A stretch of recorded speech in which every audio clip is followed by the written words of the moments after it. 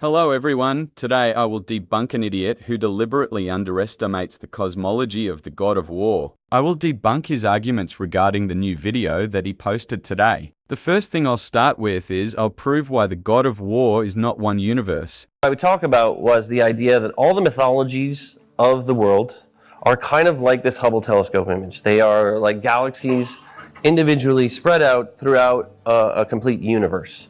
And the world is the universe. And all the mythologies are sort of origin stories of various cultures throughout the world, beginning at the beginning of time and stretching all the way out. So at any given time, all the mythologies exist together concurrently, and they are simply separated by geography. So it's important because some people had the conception that, hey, Kratos at the end of God of War 3 destroyed the world. Well, he destroyed what they believed the world was in Greece, which was their world. Everybody believed their world was the only world. In fact, we still believe that today.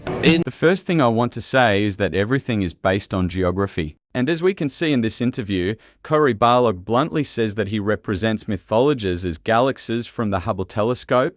Matt Soff says that everything is based on geography and the interpretation of mythology is true. Everything happens on geography and different cultures and their own belief systems, and that all mythologies take place at the same time, and that each mythology presents its own story about the origin of its universe. And even Cory Barlog explicitly says in his posts that mythology also represents the whole universe, and that each god created his own universe, and the story of the origin of the universe from his mythology. Like Mir or Uranus, and in this context, each god created his own universe, a more real universe over which he has power, and by research, Cory means wildness. And so now we conclude that each mythology represents a universe and represents a story about the origin of its universe and why everything is on the same planet.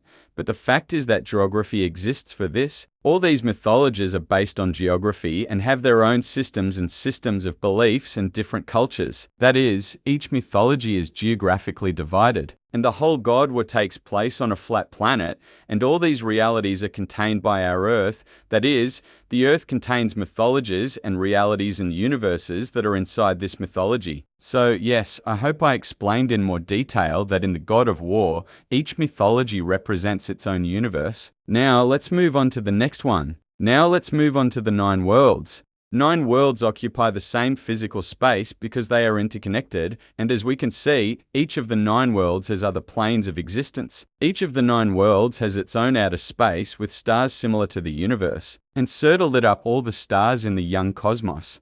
And each of the 9 worlds has a different time and space. And we conclude all these 9 worlds are full-fledged infinite multiverses. The underworld has been called endless several times. The first one in the book on the God of War, and the second one is about the art of this underground world, where it says that the underground world has an infinite space, and the underworld itself is separated from the entire cosmos of the God of War. And we see stars in the underworld, which makes it clear that the underworld is also a whole multiverse. And I also forgot to add that the underworld has put the concepts of time and space into a trance. Now let's move on to Yggdrasil. Yggdrasil is infinite, as are the branches in Yggdrasil infinite, and Radatosca's words are not supported by the context in any way, as it could be exaggerated since we did not see the tree fall, and Radatosca was referring to the dead parts of the world. Tree. So Yggdrasil is infinite. The branches of Yggdrasil, like Yggdrasil itself, transcend the concepts of time and space. If you're in doubt, there's a post by Cory Barlog that was deleted from Facebook a long time ago. So Yggdrasil transcends the concepts of time and space. That's it. I hope you enjoyed the video. And I'll say one thing, don't listen to this idiot. He's just another header who just wants to belittle the God of War.